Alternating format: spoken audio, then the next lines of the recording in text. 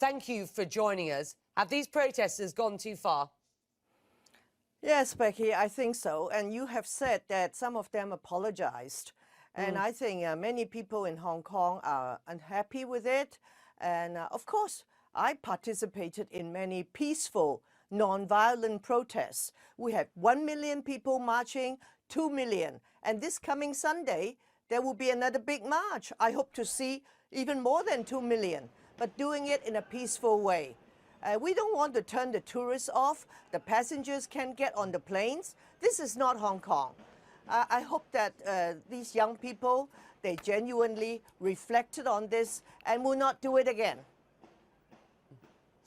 When you hear Carrie Lam saying this is now a situation on the brink, and we are yet to hear from Beijing as to what it might do next, but we certainly hear the use of the term terrorism with reference to these protesters. How concerned are you?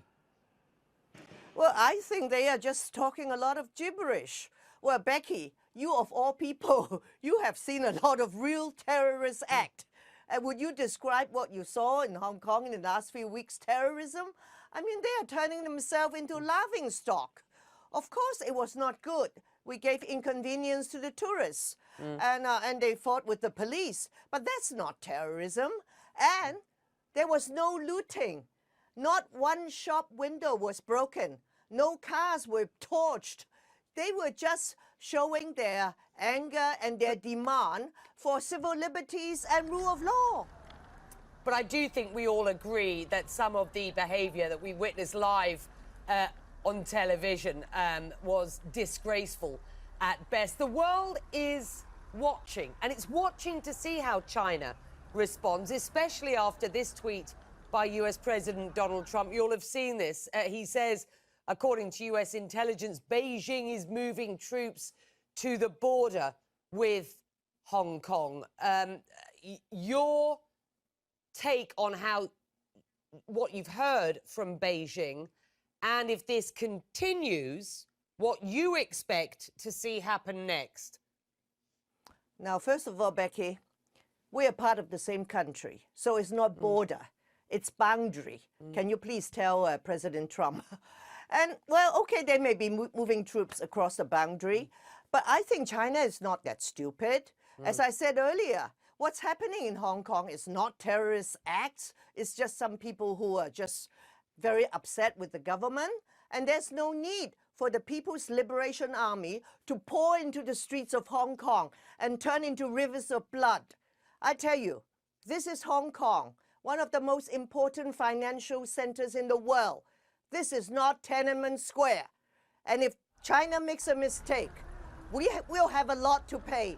And China needs Hong Kong. I don't think China wants to smash Hong Kong to smithereens. Emily, very briefly, and this hour we want to know what our viewers think, and we've been asking them. The results have been flowing in, and they've been overwhelming. Our viewers, the folks watching this, think the protesters should continue. If they do, if these protests by this much smaller, more aggressive group of youngsters, it has to be said, continues. I've heard what you've said about what you hope Beijing's position on all of this is, but do you expect Beijing to get involved and create, as you say, rivers of blood if this continues?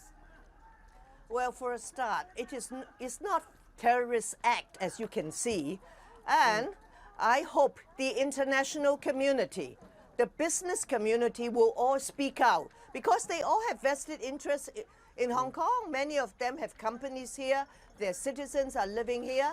So I certainly hope everybody will speak out and tell Beijing to calm down and to accede to our demands, which is to set up an independent commission of inquiry to look at the 10 weeks of chaos. Why Carrie Lam made such a blunder?